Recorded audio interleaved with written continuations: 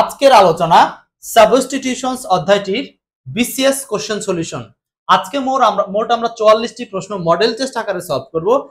আপনারা model test হিসাবে দ্রুত উত্তর দেওয়ার চেষ্টা করবেন আর আমি সাথে সাথে ব্যাখ্যা দেওয়ার চেষ্টা করব। তো চলুন, এবং নিশ্চিত আমি বলতে পারি এই 44টা প্রশ্ন সলভ করতে পারলে ক্লাসেই মুখস্থ করে নেবেন, যে কোনো পরীক্ষা একটা কোশ্চেন কমন পাবেনই ইনশাআল্লাহ। তো চলুন প্রথম প্রশ্নে চলে যাচ্ছি। অধ্যায়ভিত্তিক বিসিএস প্রশ্নসমূহ। আজকের প্রথম প্রশ্ন হচ্ছে, A pilgrim is a person who undertakes a journey to a dash. দেখেন এই কোশ্চেনটা আমরা আগেই বলেছি, আজকে কিন্তু আমরা শুধু বিসিএস এর কোশ্চেনগুলো নিয়ে আলোচনা করছি। দেখেন এই কোশ্চেনটা আসছে হচ্ছে 16তম বিসিএস একবার, 26তম বিসিএস এ, এছাড়াও অন্যান্য অনেকবার কিন্তু আসছে। তো প্রশ্নটা কি? এ পিলগ্রিম। পিলগ্রিম শব্দটার বাংলা কি? পিলগ্রিম মানে হলো তীর্থযাত্রী, অর্থাৎ যে ধর্মীয় উদ্দেশ্যে এক স্থান থেকে একটা নির্দিষ্ট হলি প্লেসে গন্তব্য করে। যেমন হজ করতে যায় হজবাসী, এরাও এক প্রকার পিলগ্রিম। তো এইখানে এই শব্দটা অ্যান্সার হবে হলে হলি প্লেস। ক্লিয়ার? কিছু কোশ্চেন আছে খুবই দ্রুত উত্তর করা যাবে, আমরা দ্রুত উত্তর করলে সবগুলো প্রশ্ন তাড়াতাড়ি শেষ করতে পারবো ইনশাআল্লাহ। ওকে, এরপর চলে যাচ্ছি 2 নম্বরে, চলে যাই পরের কোশ্চেনে। কার কয়টা হচ্ছে লিখে রাখবেন এবং ক্লাস শেষে আমরা দেখতে চাই। 2 নম্বর প্রশ্নটা অনেকেই ভুল করে ফেলতে পারেন, বি কেয়ারফুল, ভুল না করি আমরা। এইটা দেখেন 45তম বিসিএস এ খুব রিসেন্ট একটা পরীক্ষা আসছে এই কোশ্চেনটা, 45তম বিসিএস আসছে এই কোশ্চেনটা। এখানে বলছে যে millennium is a period of. Millennium আসলে এই মিলেনিয়াম বলতে কত বছরকে বোঝানো হয় সেটা জানতে চেয়েছে। সো বলি আমরা কি হবে এটা অ্যান্সার। মিলেনিয়াম বলতে কত বছরকে বোঝানো হচ্ছে? মিলেনিয়াম, মিলেনিয়াম বলতে কত বছরকে বোঝানো হচ্ছে?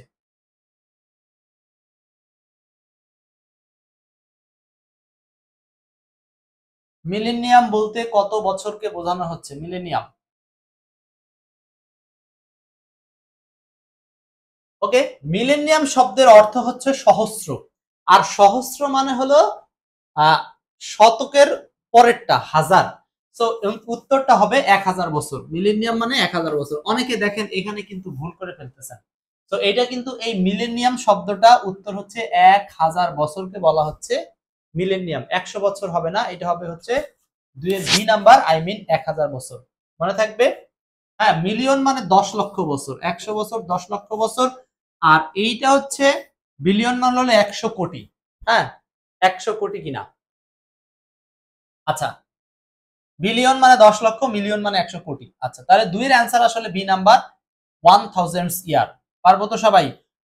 অবশ্যই চেষ্টা রাখবেন। Next 3 number, A person who writes about his own life rights. এই প্রশ্নটা আসছে কোথা থেকে? আমরা যখন সাবস্টিটিউশন অধ্যায়টা পড়বেন দেখবেন যে লিটারেচার টার্মস এর উপরে কিছু সাবস্টিটিউশন ওয়ার্ড দেওয়া আছে, সিঙ্গেল ওয়ার্ড, সেইগুলো একটু বেশি পড়বেন, সেখান থেকে এই কোশ্চেনটা এসছে। তো 3 নাম্বার প্রশ্নের উত্তরটা কি হবে? 3 নাম্বার প্রশ্ন 3 নাম্বার প্রশ্নের উত্তরটা কি হবে? 3 নাম্বারের অ্যান্সারটা কি হতে পারে?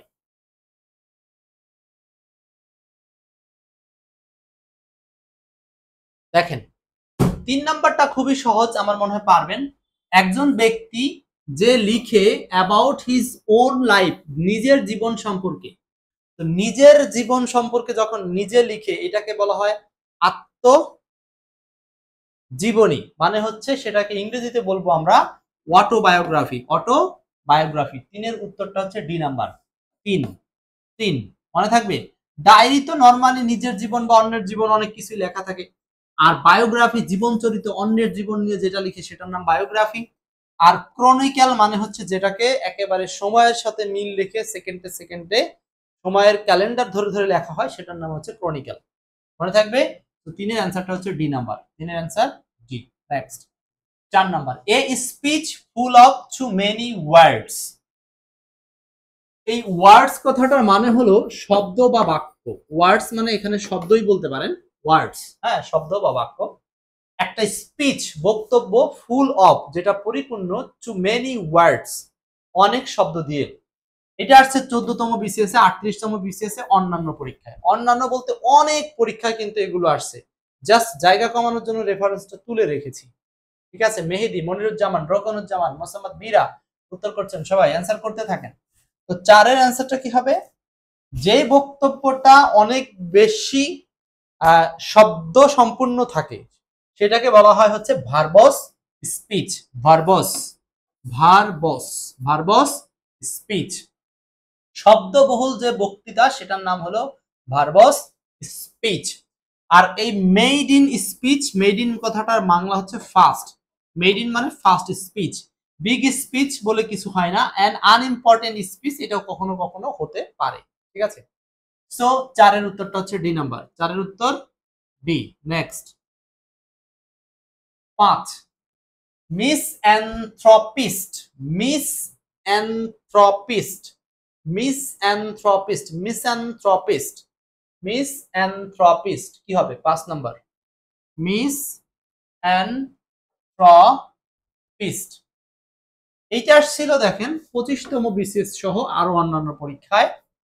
আমরা অ্যানথ্রোপোলজি এই কথাটা যারা জানি, অ্যানথ্রোপোলজি মানে হলো নৃবিজ্ঞান, আর নৃবিজ্ঞান মানে হলো আসলে যে বিজ্ঞানে মানুষের বংশগতি বা উৎপত্তি এগুলো সম্পর্কে আলোচনা করা হয় সেটা হলো নৃবিজ্ঞান। তো নৃবিজ্ঞানের বিপরীত মিস, তার মানে মনুষ্য বিজ্ঞানকে যে কি করে, মিসঅ্যানথ্রপিস্ট মানে মানুষকে যে ঘৃণা করে, সেটার নামই হলো মিসঅ্যানথ্রপিস্ট, মানে মনুষ্য বিদ্বেষী বা পুরো মানব জাতিকে যারা ঘৃণা করে সেইটার নামই হলো মিসঅ্যানথ্রপিস্ট। তাহলে এটা অ্যান্সার হবে হচ্ছে 3 number, A হেটার of mankind, হেটার of mankind. দেখেন অনেকে আমরা জানি ভুল করতেছেন, যেমন মুক্তামণি ভুল করেছেন, 5-এর এ হবে না। তো দ্রুত উত্তর করতে গেলে অনেক সময় ভুল হয়, আপনাকে সময় দিলে হয়তো আপনি পারতেন, কিন্তু আগে থেকে তো পড়াশোনা থাকতে হবে একটু, অন্তত বিসিএস এর কোশ্চেনগুলো ঝরঝরা থাকতে হবে, প্রাইমারির প্রশ্নগুলো, নিবন্ধনের প্রশ্নগুলো ঝরঝরা থাকতে হবে। এই জন্য চেষ্টা করবেন এগুলো এখন থেকে শেষ করে নিতে। ওয়ান হু বিলিভস, যে বিশ্বাস করে, that god is in everything, সবকিছুর মধ্যে আল্লাহ আছে, যে বিশ্বাস করে, এটা কিন্তু সেইটার কথা বলে নাই। আপনি একজন এটা উত্তর করেছেন, হবে না। আচ্ছা, আর বাকিগুলো তো হবেই না, বুঝতেই পারছেন আপনারা। নেক্সট এর পরেরটা হলো, ও বি নাম্বার বাংলা কি, ওয়ান হু ফিল্থ উইথ লেডিস, যে হচ্ছে নোংরা মহিলার সাথে থাকছে তাকে বলা হচ্ছে এটা। এ পারসন ন্যারো ভিউ মানে হচ্ছে একেবারে সংকীর্ণ দৃষ্টিভঙ্গি, এটা কথা বলা হচ্ছে ন্যারো ভিউ। 6 নাম্বার বলেন, 6, 6। আমরা কিন্তু মাঝখানে বেশ কয়েকটা মানে অনেকগুলো গুরুত্বপূর্ণ প্রশ্ন পাবো যেগুলো কঠিনও আছে। আগেই বলে নিচ্ছি, মোট 44টা কোশ্চেন সলভ হবে বিসিএস এর, কোনো মাপ নাই, সময় যতই লাগুক। আজকের টপিকের নাম হচ্ছে সাবস্টিটিউশন বিসিএস কোশ্চেন সলিউশন। পুরো সাবস্টিটিউশন অধ্যায় থেকে এই পর্যন্ত বিসিএস এর 44টি প্রশ্ন পাওয়া যায়, যেটা আপনারা এই এক্সপার্ট ইংলিশ বইয়ের অধ্যায়ের শুরুতেই আলাদা করে সেগমেন্ট করে দেওয়া আছে। প্রত্যেকটা অধ্যায়ের শুরুতে বিসিএস এর কোশ্চেনগুলো এই বইতে দেওয়া আছে। সো আপনি যদি কোনো পরীক্ষায় ধরেন আপনি একদম টাইম পাচ্ছেন না, মিনিমাম একটা যে টাইম পাবেন, অধ্যায়ের শুরুতে রাখা বিসিএস এর কোশ্চেনগুলো একবার চোখ বুলিয়ে যাবেন।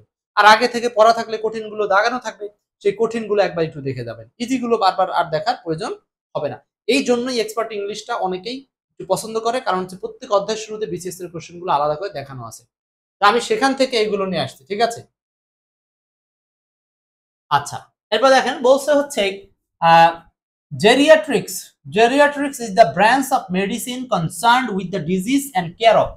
জেরিয়াট্রিক্স একটা ব্রাঞ্চ অফ মেডিসিন, অর্থাৎ মেডিকেলের একটা ব্রাঞ্চ, কনসার্নড উইথ যেটা জড়িত, the disease and care of রোগ এবং সেবা, কার কার সাথে। সয়ের অ্যান্সারটা হচ্ছে ওল্ড পিপুল। তার মানে এই জেরিয়াট্রিক্স আপনি জরাজীর্ণ কথাটার সাথে ম্যাচিং করে মনে রাখতে পারেন, জরাজীর্ণ। তো বৃদ্ধরা সাধারণত জরাজীর্ণ হয়েই থাকে। হ্যাঁ, এটা সম্মানের সহিত বলতে হবে সবাইকে, তারপরেও মনে রাখার জন্য এটা নিচ্ছি, ওল্ড পিপল।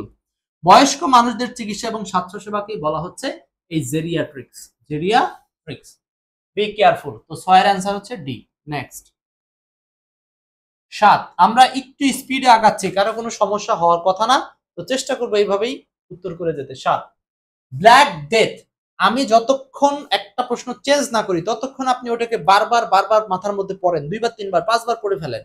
হ্যাঁ, এরকম এই যে আমি কথা বলতেছি ব্ল্যাক ডেথ, ব্ল্যাক ডেথ মানে কি, যে জানেন সে revision, black death, plague, plague pandemic, মানে এখানে প্লেগ, প্যান্ডামিক, প্যান্ডামিক, প্যান্ডামিক, এভাবে বারবার বারবার আপনি মনে মনে পড়ে নেবেন।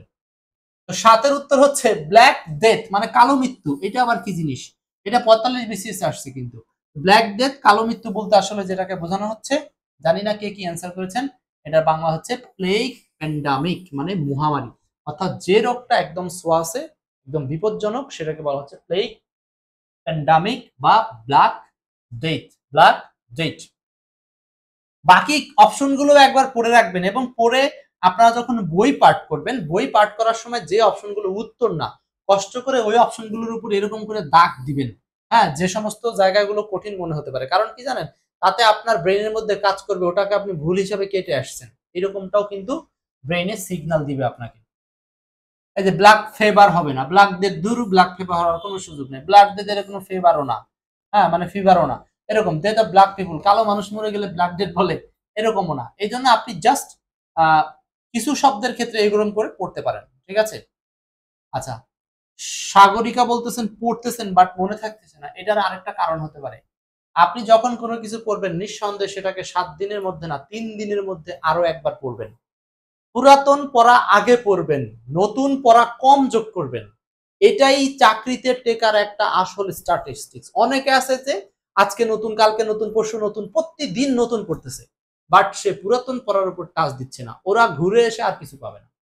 নিয়ম হচ্ছে আপনি আজকে যদি 2 পৃষ্ঠা পুরাতন পড়েন, 1 পৃষ্ঠা নতুন পড়েন, আবার আগামী দিন 2 পৃষ্ঠা পুরাতন পড়েন, 1 পৃষ্ঠা নতুন পড়েন, ঠিক আছে। এইভাবে কি হবে, আপনার দেখবেন যে ম্যাচিং হবে জিনিসটা।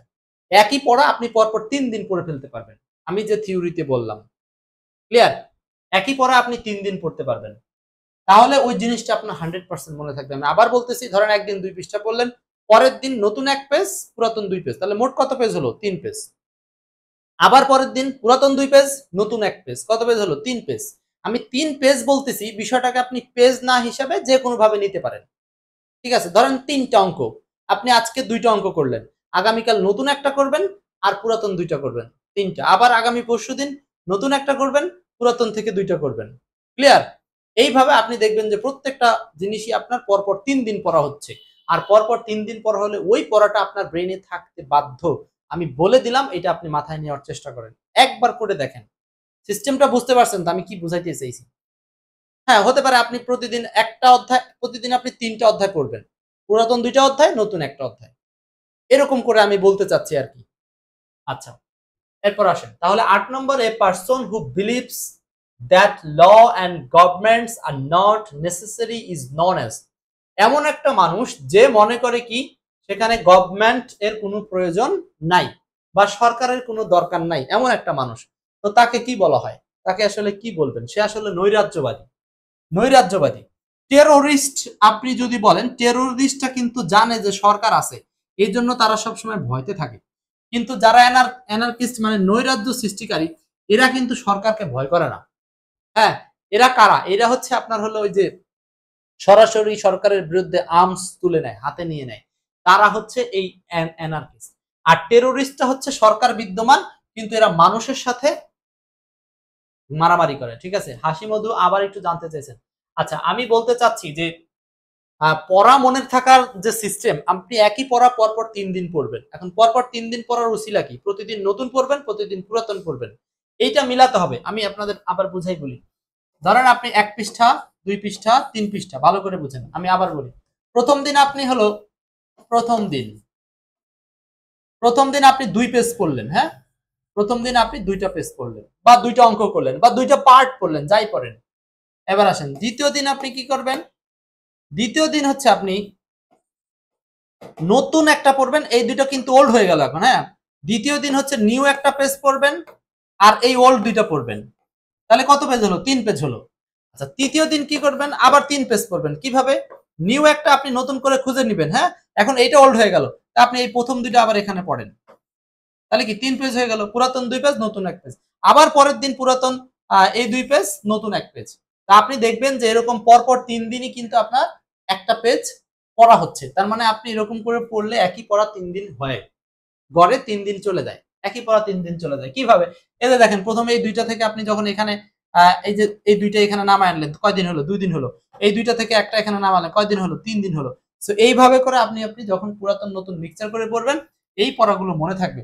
আর আমরা অনেকে কি করি, ভাই পুরাতন যা পড়ছি পড়ছি, নতুন পড়, নতুন পড়, আর মাথার মধ্যে কাজ করে না। এটা করেন না, এটা করেন না। ধৈর্য ধরেন, পুরাতনকে সাথে নেন। তো 8 এর অ্যান্সারটা হচ্ছে আপনার 2 নাম্বার, অ্যানার্কিস্ট, নৈরাজ্যবাদী, নৈরাজ্যবাদী।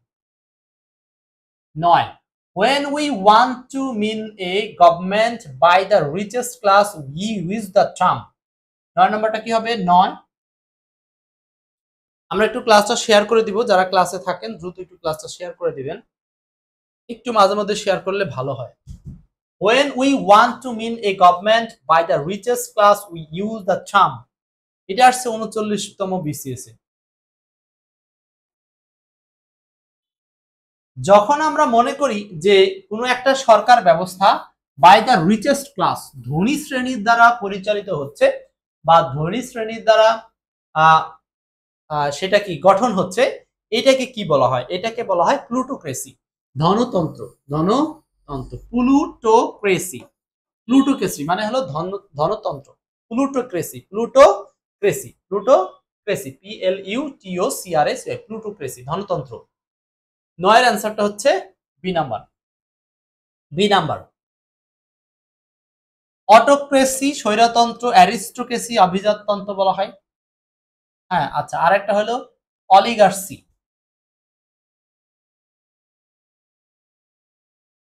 এটা হলো বণিক শ্রেণীর দ্বারা যেটা হয়। 9 এর অ্যান্সারটা হচ্ছে প্লুটোক্রেসি। 9 এর অ্যান্সার প্লুটোক্রেসি।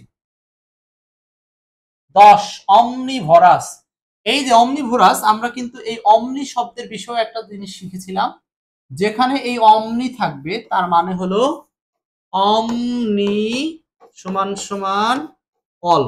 অমনি সমান সমান অল। অমনি শব্দের সমান সমান অল। অমনিভোরাস, এটা 37তম বিসিএস আসছে।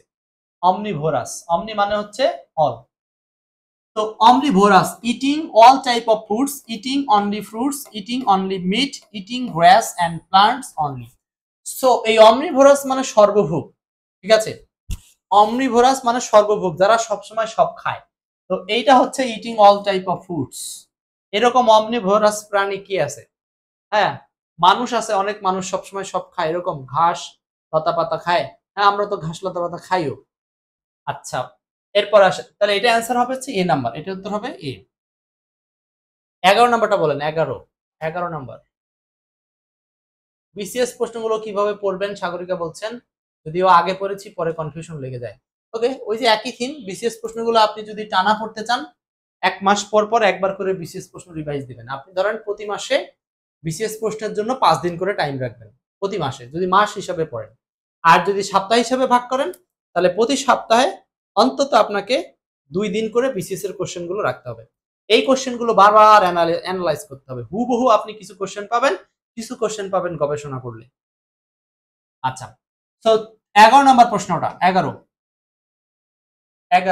If a person can not stop talking drugs he or she, যদি একজন ব্যক্তি can not stop talking drugs মানে ড্রাগ নেওয়া বন্ধ করতে না পারে, টেকিং ড্রাগস, হ্যাঁ, মানে সে শুধু ইনজেকশন পুশ করে আর পুশ করে, ছাড়াছাড়ি নাই, ইনজেকশন ছাড়া তার চলে না।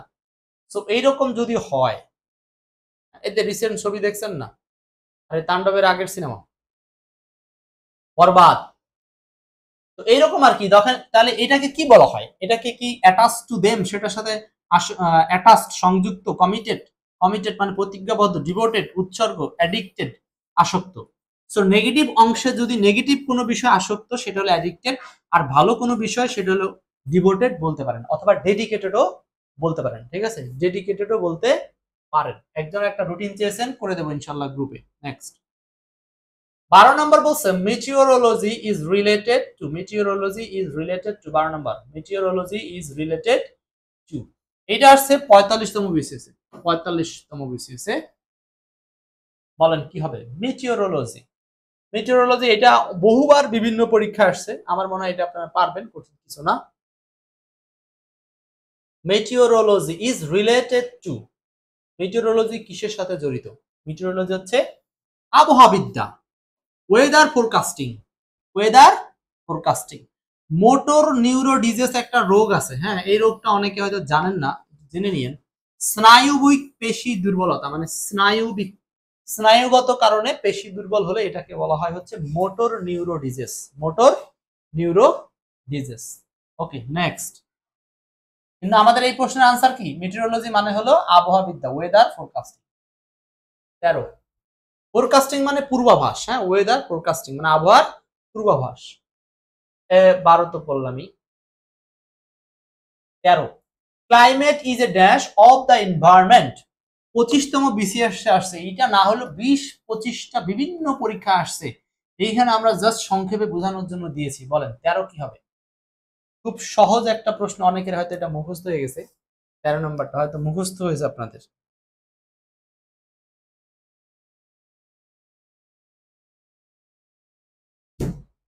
Climate is a dash of the environment. Climate কি? State. Climate is a state. State মানে হলো একটা পরিস্থিতি। এখন অনেকে চিন্তা করতেছেন যে ভাই আমি স্টেট দেব, বাট সিচুয়েশন কেন দেব না? মনে রাখবেন সিচুয়েশন হচ্ছে শর্ট টাইম। সিচুয়েশন হচ্ছে শর্ট টাইম, শর্ট সময়ের জন্য হলো সিচুয়েশন। আর স্টেট পরিস্থিতি, এটা হলো লং টাইমের জন্য। এটা হলো লং টাইমের জন্য। সো আমরা জানি যে 30 থেকে 40 বছরের আবহাওয়ার গড়কে আমরা বলি হচ্ছে জলবায়ু। তো ওই দিক থেকে চিন্তা করতে পারেন যে ক্লাইমেট হচ্ছে জলবায়ু। তো জলবায়ু যেটা সেটা তো দীর্ঘ সময়ের পরিস্থিতি, 30 থেকে 40 বছর। আর সিচুয়েশন যেটা সেটা হলো ওয়েদার, মানে আবহাওয়া। আবহাওয়ার হচ্ছে সময়, বিষয়টা হচ্ছে 6 মাসের আবহাওয়া, 1 বছরের আবহাওয়া, হ্যাঁ এরকম 2 বছরের আবহাওয়া, 3 বছরের আবহাওয়া। কিন্তু 30 থেকে 40 বছরের একটা আবহাওয়ার গড়কে বলা হয় জলবায়ু। আর এই জন্য এখানে সিচুয়েশনটা শর্ট টাইম হিসাবে নেব না, যেহেতু ক্লাইমেট মানে জলবায়ু, আর জলবায়ু মানে লং টাইম, আর লং টাইম মানে হলো স্টেট। লং টাইম মানে স্টেট, দীর্ঘ সময়ের কোনো পরিস্থিতিকে বলা হয় লং টাইম। আর বাকি দুটো হচ্ছে না, এটা এমনি বুঝতেছেন। Next 14, blockbuster means. ব্লকবাস্টার মানে কি? Blockbuster, blockbuster. রেশমা, নিজুম সাথী, হ্যাঁ দ্রুত কমেন্ট করবেন, সবাই একটু কমেন্ট করবেন, ক্লাসটা শেয়ার করবেন। যারা কমেন্ট করছেন না একটু থামজাম লাইক টাইক দিবেন, তাহলে তো বুঝবো যে আপনাদের হচ্ছে উত্তরগুলো। মাহফুজুর রহমান মাহবুব, ব্লকবাস্টার 17তম বিসিএস আসছে, চলছে সাবস্টিটিউশন অধ্যায়ের বিসিএস আসা কোশ্চেন গুলোর নির্ভুল সমাধান। ব্লকবাস্টার মানে হচ্ছে শক্তিশালী কোনো কিছু। ব্লকবাস্টার, ব্লকবাস্টার শক্তিশালী কোনো কিছু। এটা উত্তর হবে D number. A powerful explosive to demolish building.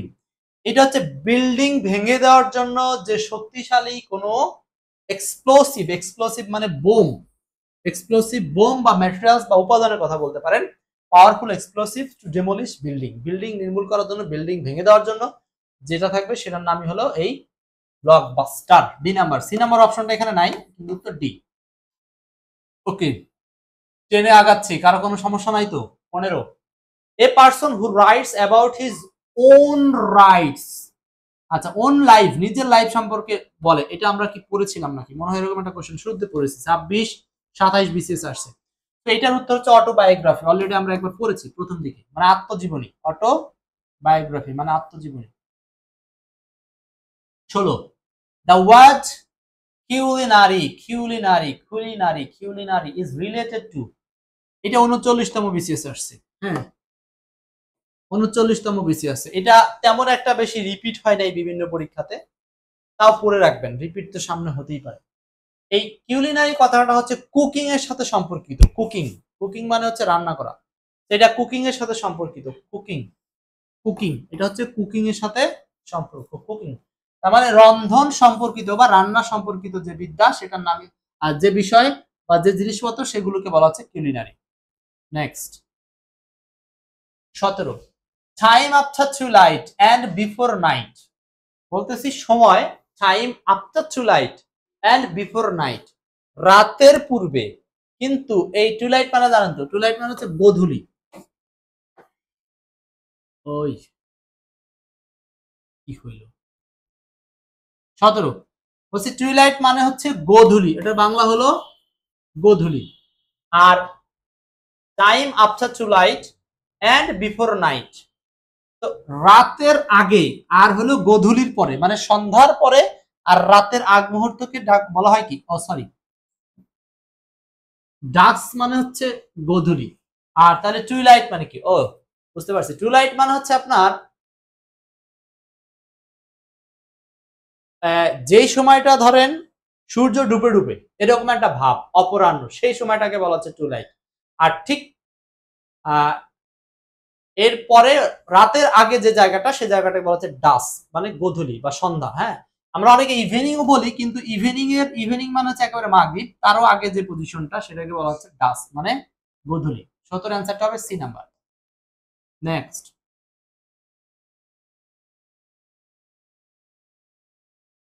18 the word equivocation মানে কি? এটা দেখেন কততম, কয়বার বিসিএস আসছে।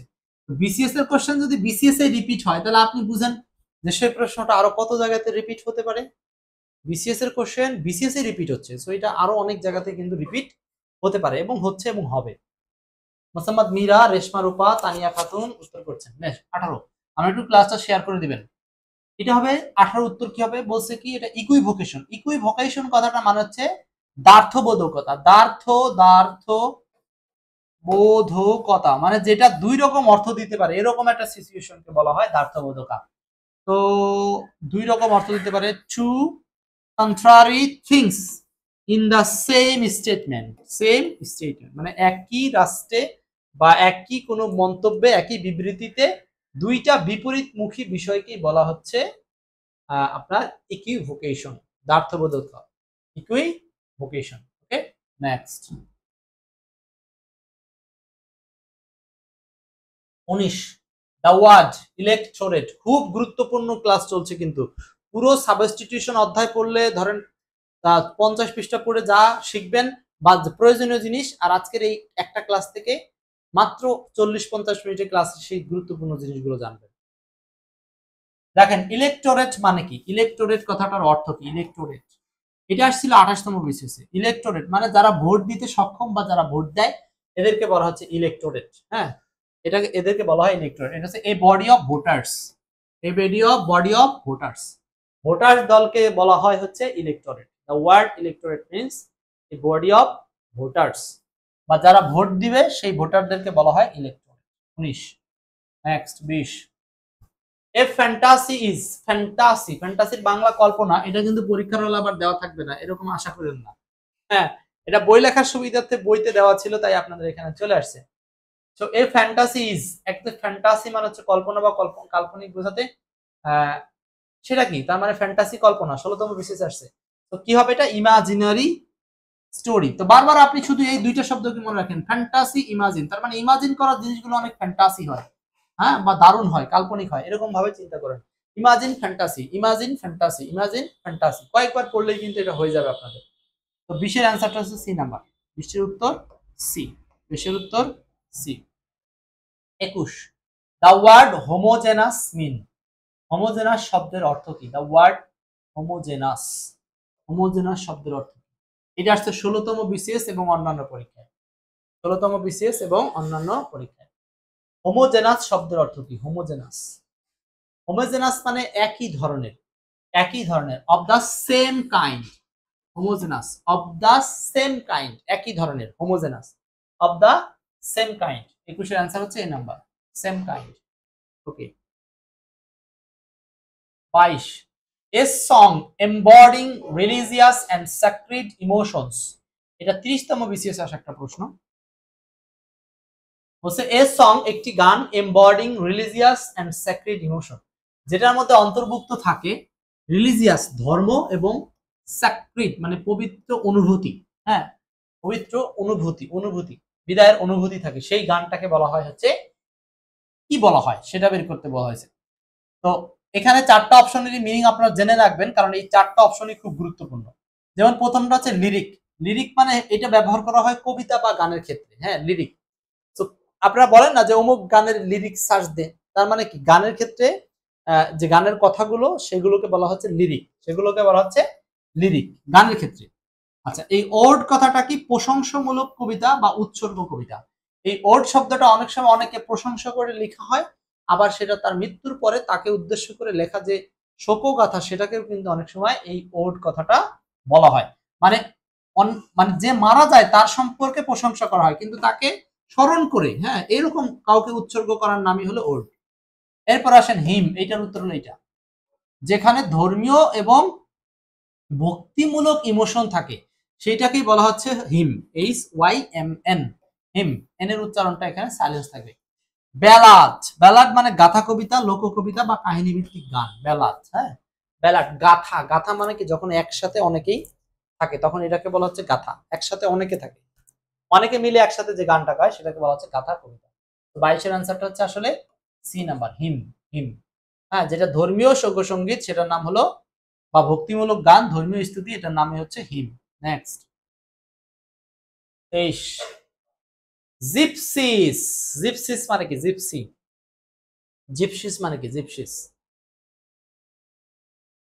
সুমিত্রা দেবনাথ, শুভ সেবা, মাহাদি হাসান, প্রত্যেকে আছেন, একটু কমেন্ট করতে হবে দ্রুত এবং শেয়ার করে দিতে হবে 2-1 জনকে।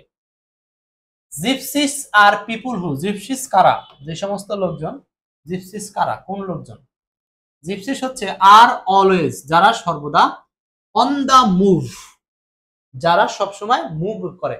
মানে এটাকে আমরা অনেক সময় বাংলায় বলি হচ্ছে বেদে, বা কেউ কেউ এলাকা থেকে বলেন বাইদ্যার দল। তার মানে এটা হচ্ছে ওই যে যারা, ওই যে দেখবেন যে সবসময় রাস্তায় রাস্তায় ঘুরে আর কোনো এক জায়গাতে রাতে ঘুমায়। তো এরা, এদের আসলে কোনো আবাস নাই, এরা সারা দেশ ভরে ঘুরে বেড়ায়, ঠিক আছে। এটার নামই হচ্ছে, এদেরকে বলা হয় হচ্ছে জিপসি। হ্যাঁ, জিপসি। মধু বলছেন হচ্ছে লিখিত প্রিপারেশনটা নিলে হবে, অবশ্যই লিখিত প্রিপারেশন নিব, টেনশন করার কোনো কারণ নাই, সাথে থাকেন। 24 নাম্বারটা বলছে a number of singers in a church is called.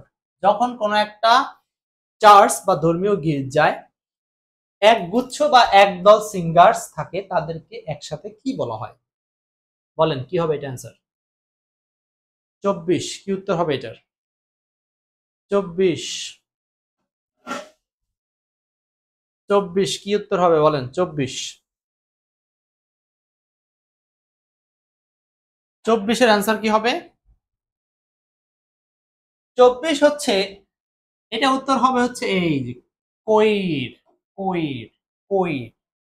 হ্যাঁ, মানে গায়ক দল, যেটা কোরাস, একসাথে যে গান গায় যারা একসাথে, তাদেরকে বলা হয় কোইর। হ্যাঁ, আর বাকিগুলোর মিনিং কি? বাকিগুলো অর্থ জেনে নেবেন। Caste, CST, caste.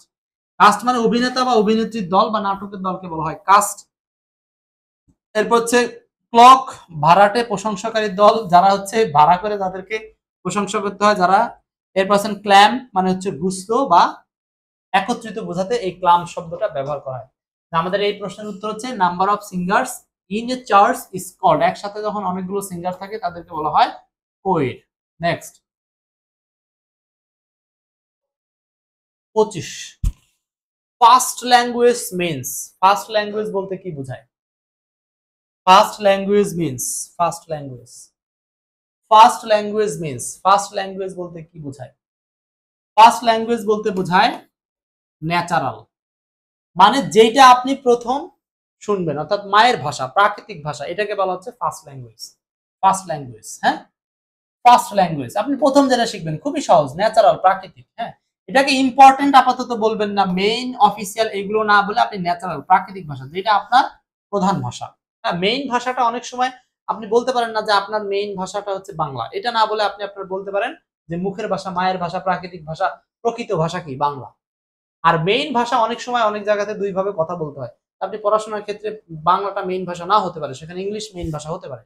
তো এই ধরনের সেন্স থেকে আমরা এটাকে সি হিসাবেই কাউন্ট করব, ন্যাচারাল। তবে ন্যাচারাল না থাকলে আপনি তখন এটাকে মেইন বলার একটা সাহস রাখতে পারেন, তাতে কোনো সমস্যা নেই। Next 26 the word omnivorous. মনে পড়ে এই শব্দটা? এটা অলরেডি একবার পড়ে ফেলেছি, রিপিট চলে আসছে। তো অমনি মানে সব, আর ভোরাস মানে খাদক। চলছে সাবস্টিটিউশন অধ্যায় থেকে আসা বিসিএস এর সকল কোশ্চেন সলিউশন। আজকে একটা অধ্যায়ের পুরো প্রশ্নগুলো দেখে নিচ্ছি। Eating all type of foods, সব ধরনের খাবার যে খায় তাকে বলা হচ্ছে অমনিভোরাস। 27 স্টকিং আর ড্যাশ শক্স। স্টকিং আর ড্যাশ শক্স, এটা কি উত্তর? স্টকিং, রকফিনা, রেশমা। স্টকিং, স্টকিং মানে হচ্ছে লম্বা মোজা, লম্বা মোজা। সো আপনারা যে পায়ে মোজা পরেন, এর 25তম বিসিএস ছিল, উত্তর হবে লং শক্স। এই শক্স মানে হচ্ছে মোজা, আর লং মানে হচ্ছে লম্বা। আর স্টকিং এর এই একটা শব্দের অর্থই হচ্ছে লম্বা মোজা, লম্বা পায়ের যে মোজা, লম্বা মোজা। তাহলে দেখেন, জাস্ট এটা একটা সংজ্ঞা আকারে চেঞ্জ করে ফেলছে। স্টকিংস মানে লম্বা মোজা, আর লং শক্স। এখন কেউ বলতে পারেন যে স্টকিংস কেন এখানে এস আছে, শক্স কেন এখানে এস আছে? কারণ হলো শার্টস দুইটা হাতা থাকে তাই প্লুরাল, ট্রাউজার্স দুইটা মাথা থাকে এই জন্য প্লুরাল। ঠিক একইভাবে লং শক্স বা দুইটা মোজার দুইটা পার্ট লাগে, একটা মোজা কেউ পরে না, এই জন্য এটাকে বলা হয় হচ্ছে, ঠিক আছে, লং শক্স। এরপর নেক্সট পরের কোশ্চেন 28 প্যানাসিয়া। প্যানাসিয়া দেবাশিস যুক্ত হয়েছেন, একজন বলছেন হলো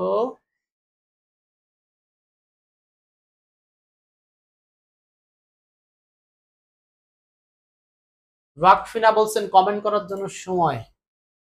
আচ্ছা চেষ্টা করছি। প্যানাসিয়া মিন্স, এটা 39তম বিসিএস আসছে, 39তম বিসিএস এ প্যানাসিয়া শব্দটা খুব গুরুত্বপূর্ণ, এটা আমাদের অনেক সময় প্রয়োজন হয়, প্রয়োজনীয় শব্দ।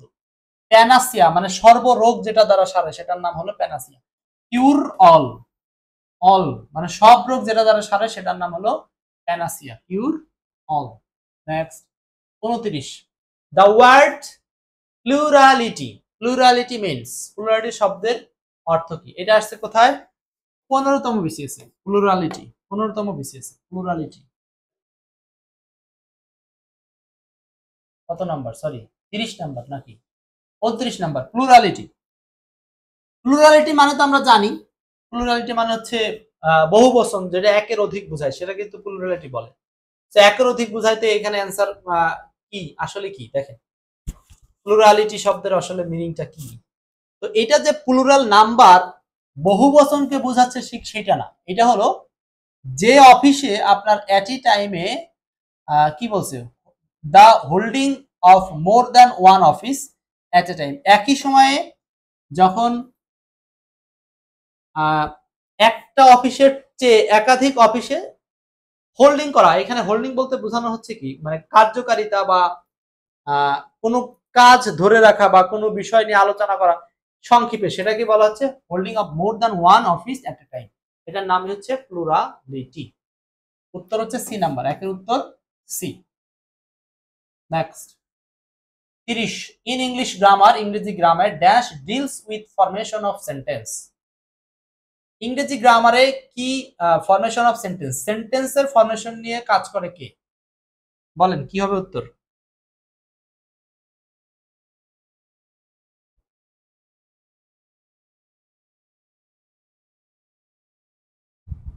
ইংরেজি গ্রামারে dash deals with formation of sentence.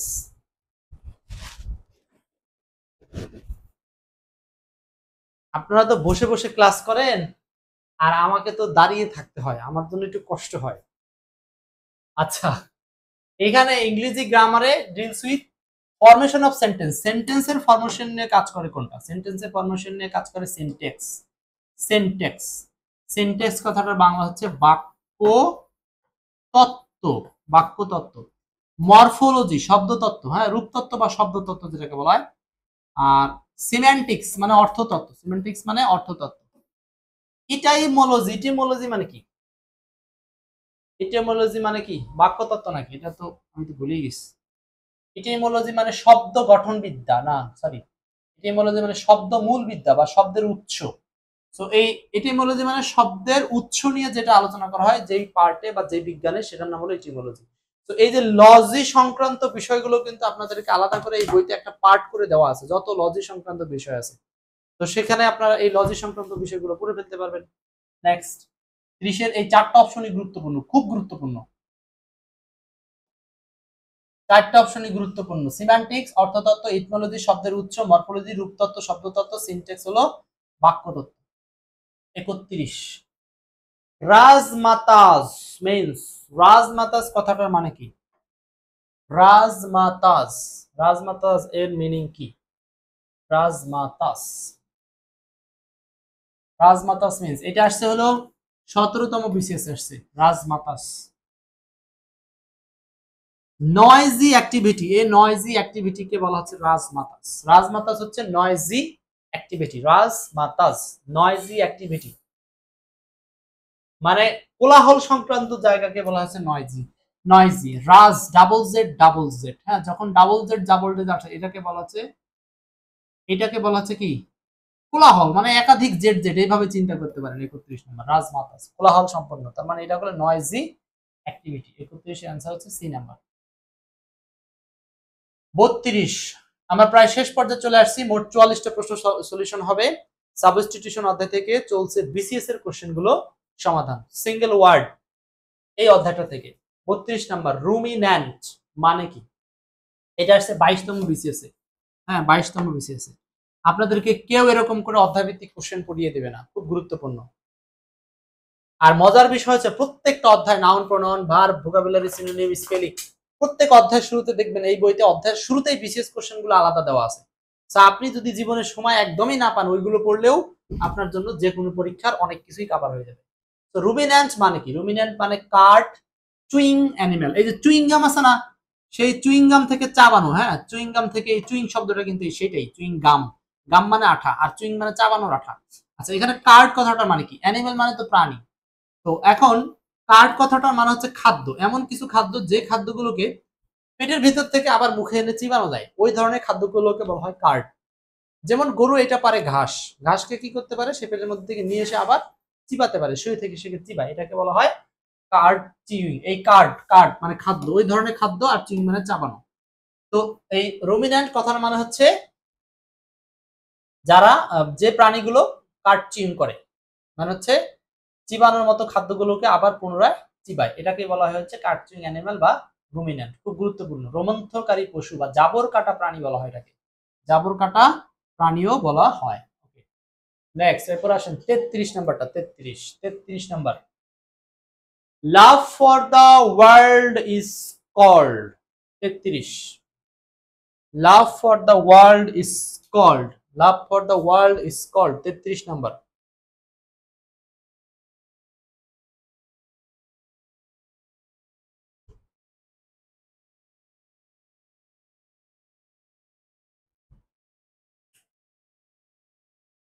Love for the world is called মানে পুরো বিশ্বের প্রতি যার ভালোবাসা, যা পুরো বিশ্বকে ভালোবাসে, যে তাকে আপনি কি বলবেন? যে পুরো বিশ্বকে ভালোবাসে সে আসলে বিশ্বপ্রেমিক। এটার নাম হলো ফিলান্থ্রপি, বা বলতে পারেন ফিলান্থ্রপিস্ট। ফিলান্থ্রপিস্ট। আমার বাড়িওরে মানে আমার হেডকোয়ার্টার মাঝে মধ্যে বলে আমি নাকি ফিলান্থ্রপিস্ট, আমি সবাইকে সবকিছু উজাড় করে দিয়ে দিই। হ্যাঁ, এটা বিভিন্ন সেন্স থেকেই বলে, শুধু ওই ভালোবাসার সেন্সে না, মানে উদারতার সেন্স থেকে বলে। জানি না আমি আসলে ওরকম কিনা, ওরকম হওয়া ঠিক না সব সময়। ফিলান্থ্রপি। আচ্ছা, আর মিসানথ্রপি, ফিলান্থ্রপি দুইটা কিন্তু দুই জিনিস। হ্যাঁ, মিসানথ্রপি মনুষ্য বিদ্বেষী, হিংসা মানুষকে, আর ফিলান্থ্রপি হচ্ছে মানুষের প্রতি উদাসীন বা সরি উদার বোঝাতে ব্যবহার করা হয়। আর মিসোজেনি হচ্ছে এটা হিংসাত্মক, মানে নারী বিদ্বেষী যেটা। আর মিসানথ্রপিস্ট যে মনুষ্য বিদ্বেষী, বেনিভোলেন্স মানে হচ্ছে দয়া। দয়া আর এই উদার দুইটা জিনিসের মধ্যে একটু পার্থক্য আছে আর কি। ফিলান্থ্রপি মানে হচ্ছে এটা বিশ্ব, এটাকে অতিতরদের মধ্যে রাখা যায়। আর বেনিভোলেন্ট মানে হচ্ছে সাধারণ মায়া দয়া, কিন্তু উদার না। মায়া দেওয়া হলে 2 টাকা দিলেন, না উদার হলো দিয়ে আসলেন 200 টাকা, এরকম কিছু একটা পার্থক্য এদের মধ্যে তারতম্য আছে। নেক্সট 34, 33 তো করেছি না, লাভ ফর দ্য ওয়ার্ল্ড। 34, স্টেগফ্লেশন। স্টেগফ্লেশন, হ্যাঁ, স্টেগফ্লেশন মানে কি? স্টেগফ্লেশন, স্টেগফ্লেশন, স্টেগফ্লেশন মানে হলো, মানে আর কি বলবো, এটা তো লিখেই ফেলেছি আমি, দর পতন। তো দর পতন, স্টেগফ্লেশন, দর পতন কয়েকবার পড়ে ফেলতে হবে ক্লাস টাইমে থাকতে থাকতে। স্টেগফ্লেশন, দর পতন, স্টেগফ্লেশন, দর পতন, স্টেগফ্লেশন, দর পতন, আমার পড়া হয়ে গেল। সো এইটা হলো ইকোনমিক স্লোডাউন, মানে যেটা অর্থনৈতিক মন্দা হয়। এই যে রিসেন্ট আমরা হরমুজ প্রণালী বন্ধের কারণে যে ভয়টা পাচ্ছিলাম, সেটা হচ্ছে স্টেগফ্লেশন, মানে ইকোনমিক স্লোডাউন। অর্থনীতি অনেকটা কি হয়ে যাবে? থমকে যাবে, ধীর হয়ে যাবে। হ্যাঁ, বিশেষ করে এই এশিয়ার দেশগুলোর জন্য। তো 34 এর আনসার হচ্ছে এই ইকোনমিক স্লোডাউন। Next 35, syntax. 11তম বিসিএস এর সিনট্যাক্স। এই যে সিনট্যাক্স কিন্তু আমরা পড়ছি, আরো একটা প্রথম দিকে পড়লাম মাঝখানে, দেখছেন অনেকগুলো কিন্তু কমন আছে। এই 44টা প্রশ্নের মধ্যে প্রায় 5-7টা প্রশ্ন আপনি কমন আকারেই পাচ্ছেন, মানে হুবহু না হলেও ম্যাচিং। সিনট্যাক্স কি হবে আনসার? সিনট্যাক্স মানে কি? সিনট্যাক্স মানে কি বলেন, উত্তর করেন। সিনট্যাক্স মানে কি?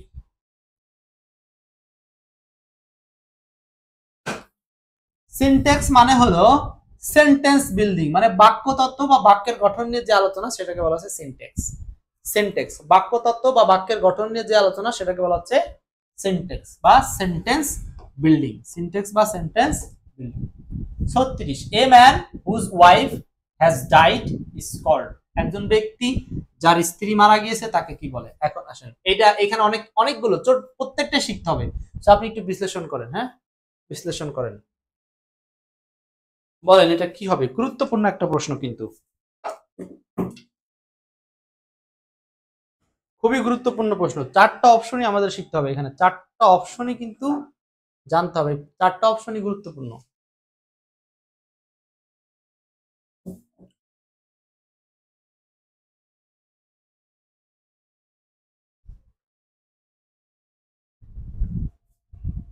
ওকে,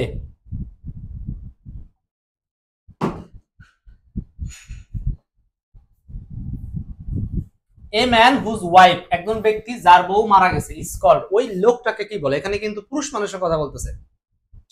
সো এইখানে 36 নাম্বারটা যারা জানেন না তাদের জন্য খুব গুরুত্বপূর্ণ মেসেজ। উইডোয়ার এটা একটা বড় শব্দ, বড় শব্দ মানে স্বামীকে বোঝাবে, মনে রাখেন। আর এটা একটা ছোট শব্দ, হ্যাঁ ছোট, এটা দ্বারা স্ত্রীকে বোঝাবে। সাধারণত লম্বা চড়ার দিক থেকে স্বামীরা লম্বা হয় আর স্ত্রীরা একটু ছোট হয়, ঠিক আছে? এই দিক থেকে আপনি খেয়াল রাখেন, তাহলে আপনার মনে থাকবে জিনিসটা। সাধারণত কেউ আবার মনে করেন না, কিছু মাইন্ড করেন না। এখন দেখেন, তো একটা হচ্ছে উইডো আর একটা হচ্ছে উইডোয়ার। উইডোয়ার, তো উইডোয়ার মানে হচ্ছে এমন একটা ব্যক্তি যার বউ মরে গেছে, হ্যাঁ। আর উইডো মানে হচ্ছে এমন একটা নারী যার স্বামী মারা গেছে। বুঝাইতে পারছি? আশা করি বুঝতে পারছেন। নেক্সট, ব্যাচেলর স্পিনস্টার, এটা একটার বিপরীত। কিভাবে? দুইটাই অবিবাহিত বোঝায়। ব্যাচেলর হলে অবিবাহিত পুরুষ, স্পিনস্টার হলে অবিবাহিত নারী। অবিবাহিত নারী। খুব গুরুত্বপূর্ণ এই 4টা শব্দ, কারণ এগুলো দিয়ে আপনার ঘুরিয়ে ফিরিয়ে আবার উল্টো করে কোশ্চেন করবে, হ্যাঁ উল্টো করে কোশ্চেন করবে। সো মনে রাখতে হবে। তো 36 এর আসল অ্যান্সার হচ্ছে এখানে এই ম্যানকে বোঝানো হচ্ছে, ম্যান হলো widower. Widower. Next 37, the people who carry a coffin at a funeral are called, কি করবো এটা উত্তর? আমরা কিন্তু ক্লাসের প্রায় শেষ পর্যায়ে চলে আসছি। বলছে the people who carry a coffin at a funeral are called, লোকজন হু যারা ক্যারি বহন করে, এই কফিন একটা coffin, at a funeral are called, হ্যাঁ কুলখানিতে যারা কফিন মানে মৃত্যু শোভাযাত্রায় যারা কফিন বহন করে তাদেরকে কি বলা হয়? কফিন বেয়ার করে তাদেরকে বলা হয় পাল বেয়ারার। পাল বেয়ারার, পাল বেয়ারার, PALLBEARER, পাল বেয়ারার। পাল বেয়ারার মানে কি? যারা বহন করে, পাল বেয়ারার বহন কর্তা। The people who carry a coffin funeral, pall bearer, pall bearer মনে থাকবে। নেক্সট 38 নম্বর প্রশ্ন, 15তম বিসিএস আসছে। প্ল্যাব ইজ সাইট, এটা উচ্চারণটা আমি আজকে বের করতে গেছিলাম। মানে নরমালি এটা উচ্চারণ আমি অনেক সময় বলতাম যে প্লিবিস সাইট, কিন্তু প্লিবিস সাইট বলা যাচ্ছে না। এটার উচ্চারণটা আমি আজকে দেখে নিয়েছি। প্ল্যাব ইজ সাইট মানে এখানে হাইপেন আছে কিন্তু, হ্যাঁ। প্ল্যাব ইজ সাইট, প্ল্যাব ইজ সাইট, এই 3টা ভাগ করে এটাকে উচ্চারণ করতে হবে, ঠিক আছে? 38 নাম্বারটা 3টা ভাগ করে এটার উচ্চারণ করতে হবে, 3টা ভাগ করে এটার উচ্চারণ করতে হবে। তাহলে প্ল্যাবিসাইট, এই ই এর উচ্চারণটা এখানে আ হয়ে যাবে, হ্যাঁ। প্ল্যাব, PLEB, এটা হচ্ছে প্লেব না, plebiscite, is a term related to, এটা এমন একটা টার্ম যেটা কিসের সাথে জড়িত? প্ল্যাবিসাইট এটা একটা পলিটিক্স মানে রাজনীতি সংক্রান্ত বা ভোট সংক্রান্ত বিষয়ের সাথে জড়িত, এই জন্য এটাকে বলা হচ্ছে পলিটিক্স এর সাথে জড়িত। প্ল্যাবিসাইট, প্ল্যাবিসাইট। 38 এর উত্তর হচ্ছে বি নাম্বার। আচ্ছা 37 একজনের সমস্যা বললেন কেন? ও সমস্যার কিছু নাই। ফিউনারেল মানে হচ্ছে মৃত্যু পথযাত্রায় বা যখন আপনি হচ্ছে কফিন বেয়ার করে, হ্যাঁ তাকে কি পল বেয়ারার্স বলা হয়। এটা আসলে কখন? যখন হচ্ছে মানুষ মরে যায় গোরস্থানে বা মানুষকে নেওয়ার সময় যে কফিন খাট বহন করে যেটাকে বলা হয় আর কি, সেটাই আর কি পল বেয়ারার্স। 38 গেল 39। The word officials means, officials কথাটা মানে কি? অফিসিয়ালস, অফিসিয়ালস হচ্ছে বিভিন্ন নিয়ম কানুন বা যেটাকে আমরা বলতে পারি হচ্ছে আমলাতন্ত্রের একটা বিষয় আর কি, যেটা ফর্মাল একটা ল্যাঙ্গুয়েজ থাকে না অফিসিয়ালি। অনেক কিছু দেখবেন যে আপনি বললেন যে ভাই অফিসে গেলেন, আরে ভাই এটা করে দিলেই তো হয়, কয় না ভাই করলেই হবে না, আপনি আবেদনটা লিখে নিয়ে আসেন। আমি করে দিচ্ছি, আবেদনটা লিখে নিয়ে আসেন। মানে এই যে একটা ফর্মালিটিস বা একটা রুলস টুলস, এটাকেই বলা হয় হচ্ছে অফিসিয়ালস, মানে এটা একটা নির্দিষ্ট নিয়ম কানুনের সিস্টেম। তো অফিসিয়ালস, এটা অ্যান্সার হবে হচ্ছে 2 number. Language used in offices, used in offices মানে অফিসে সাধারণত যে ভাষাগুলো ব্যবহার করা সেটার নাম হলো officials.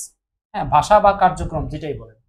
40 something which is obnoxious means that is, কোনো কিছু যেটা অবনক্সাস, অবনক্সাস মানে হলো ক্ষতিকর, এই অবনক্সাস মানে হলো ক্ষতিকর, এই অবনক্সাস মানে হলো ক্ষতিকর। Something which is obnoxious, something যেটা অবনক্সাস ক্ষতিকর, দ্যাট ইজ যেটাকে কি বলা হয়? তো ক্ষতিকর যেটা সেটাকে আপনি কি বলতে পারেন? একটা আছে ডেঞ্জারাস, প্লিসেন্ট আনন্দদায়ক, আগলি নোংরা, আনপ্লিসেন্ট মানে অসন্তোষজনক। তো এইখানে আমরা একটু প্যাচে পড়ে যাব 40 নম্বরে। ডেঞ্জারাস না আনপ্লিসেন্ট নাকি আগলি, কোনটা বলতে পারেন? তিনটাই তো এখানে ঝামেলা করতে পারে অনেকে। তো 40 এর অ্যাকচুয়াল অ্যান্সারটা করা উচিত something which is obnoxious means যেটা হচ্ছে ক্ষতিকর, দ্যাট ইজ তাকে বলা হয় আনপ্লিসেন্ট মানে হচ্ছে যেটা অসুখকর বা যেটা সুখকর নয় সেটাকে বলা হচ্ছে আনপ্লিসেন্ট।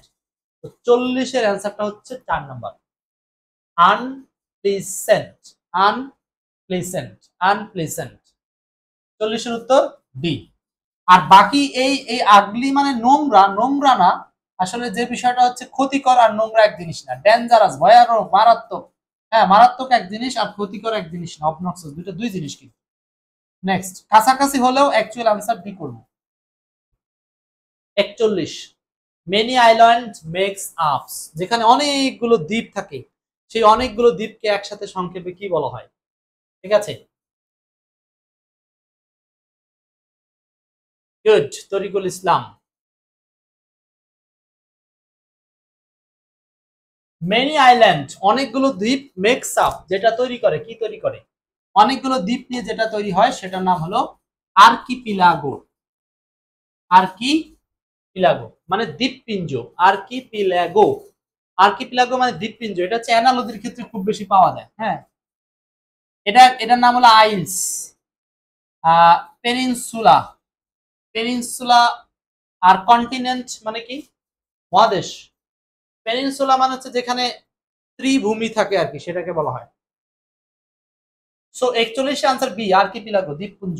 নেক্সট শেষ পর্যায়ে চলে আসছি আমরা। 42 if a substance is cohesive it tends to, 20তম বিসিএস আসছে এই প্রশ্নটা।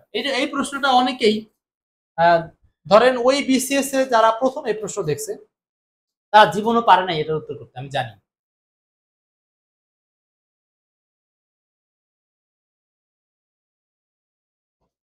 আর না পারার কারণটা কি? না পারার কারণটা হলো যে এই প্রশ্নটা if a substance is cohesive, অর্থগুলো জানতে হবে। ঠিক আছে, অর্থগুলো জানতে হবে। হ্যাঁ, যশোরের বন্ধুকে Zakir Hussain. If a substance মানে যদি কোনো একটা উপাদান, সাবস্ট্যান্স মানে কি? যদি কোনো একটা উপাদান ইজ কোহেসিভ, কোহেসিভ মানে কি? আঠালো, কোহেসিভ মানে আঠালো হয়। ইট টেন্ডস এটার গতি টু মানে এটা কোন দিকে যায়? এটার গতি হচ্ছে স্টিক টুগেদার মানে একসাথে লেগে যায়। তো ওইটারই অর্থটাকে জাস্ট এখানে চেঞ্জ করে বলা হচ্ছে যদি একটা সাবস্টেন্স বা উপাদান কোহেসিভ আঠালো হয়, ইট টেন্ডস টু এটা কোন দিকে টেন্স করে, গতিবাহিতা, সেটা হলো স্টিক টুগেদার, এটা একসাথে লেগে যায়, এটা একসাথে লেগে যায়। 42 এর आंसरটা হচ্ছে সি নাম্বার, 42 এর आंसर সি। ওকে নেক্সট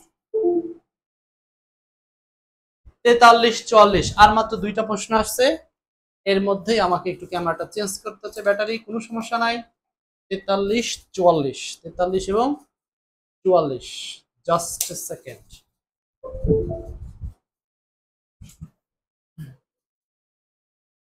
শুভ শাহ, ভাবি ভালো আছে? Tarikul stick together, right. আমার খোঁজ নেয় না, ভাবির খোঁজ নিচ্ছে কোন? ভাবির কোলে দুইটা বাচ্চা, এবার বুঝেন কেমন আছে।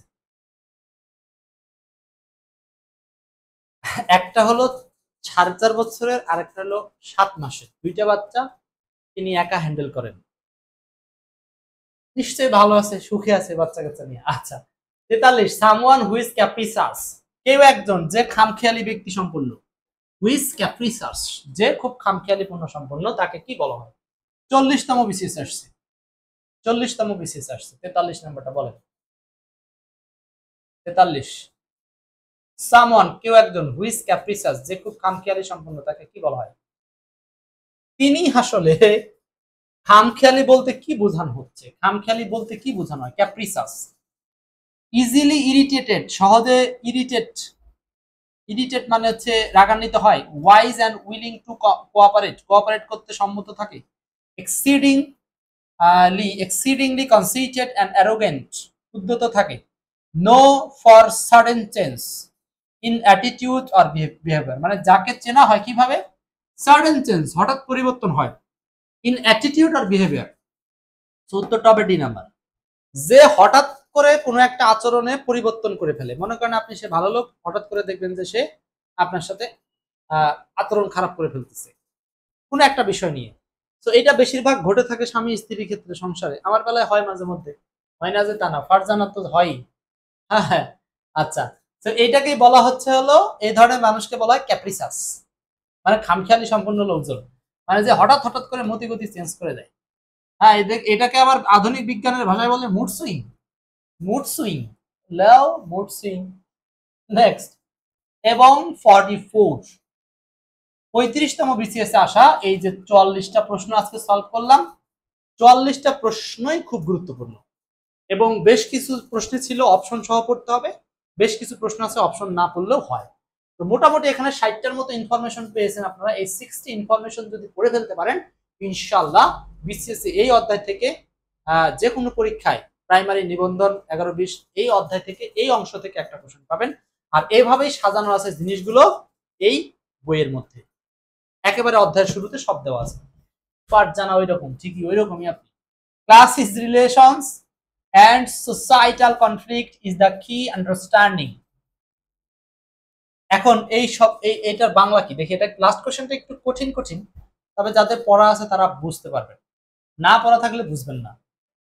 বলছে ক্লাস রিলেশনশিপস বা ক্লাস রিলেশনস মানে শ্রেণী সম্পর্ক। শ্রেণী, সমাজে যে বিভিন্ন শ্রেণী আছে না, আপনাদের এলাকায় আছে কিনা? আমাদের এলাকায় এরকম বিভিন্ন পাড়া আছে, হাওলাদার পাড়া আছে, মল্লিক পাড়া আছে, মুন্সি পাড়া আছে, এরকম করে বিভিন্ন মানে অঞ্চল ভাগ, ঠিক আছে। এখন এইখানে class relationships and societal conflicts মানে সামাজিক যে দ্বন্দ্ব, ইজ কি আন্ডারস্ট্যান্ডিং, এইটার যে প্রধান একটা আন্ডারস্ট্যান্ডিং মানে বোঝাপড়া, অফ, সেটা কি বলেন? সেইটা সম্পর্কে যে আলোচনা, সেটার নামই হলো মার্কসিজম, মার্ক্সবাদ, কার্ল মার্কস। হ্যাঁ, রাশিয়ান এই কার্ল মার্কসের এই তত্ত্বটার নামই হচ্ছে এই মার্কসিজম, যে তত্ত্বের মধ্যে শ্রেণী বিন্যাস করা হচ্ছে এবং সোসাইটাল কনফ্লিক্ট নিরসনের যে শ্রেণী সম্পর্ক বিন্যাস, সেটার মূল বোঝাপড়ার বিষয়টার নামই হলো মার্কসিজম, ঠিক আছে। উনি এই তত্ত্বটা আবিষ্কার করেছেন। আর বাকি কি? ফেমিনিজম, মহিলাবাদী, নারীবাদী, ফর্মালিজম, আর হচ্ছে স্ট্রাকচারালিজম। হ্যাঁ, ফর্মালিজম, স্ট্রাকচারালিজম, এগুলো বুঝতেছেন। গঠনগত, ফর্মালিজম, ফর্মালিটি যে মানে সেই। ওকে, এই ছিল আপনাদের সাথে আজকের আলোচনায় মোটামুটি 44টা প্রশ্ন বিসিএস এ আসা। এই প্রশ্নগুলো আপনারা পেয়ে যাবেন সব এক্সপার্ট ইংলিশ বইতে। এছাড়াও নিজ নিজ উদ্যোগে বিভিন্ন বই থেকে ঘেটে পড়তে পারেন, সেটা আপনাদের বিষয়। সো এই পর্যন্ত যারা পুরো ক্লাস করেছেন সবাইকে অনেক ধন্যবাদ জানাচ্ছি। ভালো থাকবেন, আর ভালো লাগলে ক্লাসগুলো শেয়ার করবেন। ইউটিউবে যারা দেখছেন চ্যানেলটাকে সাবস্ক্রাইব করে রাখবেন, ঠিক আছে। সো এখন দেখার পালা